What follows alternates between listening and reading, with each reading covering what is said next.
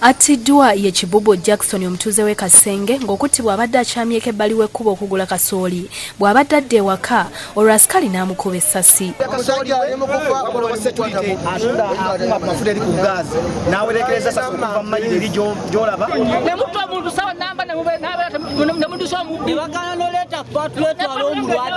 Bino byonna okubaawo kididde aba bodaboda okulumba kabangali ya poliisi badde efiiridde ku ssundiro ly'amafuta erya gaazi e Kasenge ng'eriko omubbi agambibwa okubeera owa bodaboda nga bano babadde baagala bamubawe bamwekolereko olwo omukuumi w'okusundiro lino kwe kkuba essasi erikubye Kibubo n'afa ng'addusibwa mu ddwaliro okufuna obujjanjabi. Omukuumi ono tugumiikirize abbe nga wa kitongole ky'obwannannyini ekya New Uganda Security akwatiddwa n'atwalibwa ku poliisi e Kasenge okumwonya ebbina ly'ababodaboda abadde bakasuka amayinja.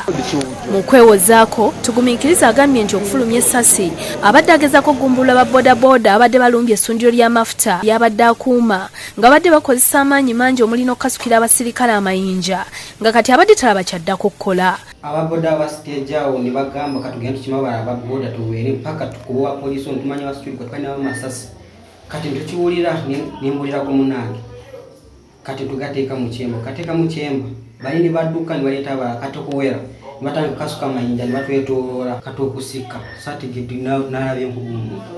Ku makya ga leero tugenzeko omugenzi Kibubu gye tusanze Namwandu Sala kusaasira ly olubuto mu nnaku ey'ekitalo n'atutegeeza nga kati bw'atamanyi kiki agenda kukola kubanga bba afudde n'ennyumba yaabwe tennaggwa.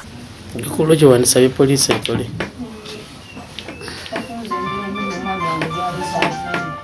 Wabula era okumpi n'ekitundu kino waliwo ababbi be tusanze nga bakubiddwa mizibu ng'omu ku bana atutegeezezza nga bwe yakubiddwa bwe yabadde agezaako okubba bodaboda era ng'omugongo gwonna gubadde gutiiriika musaayi.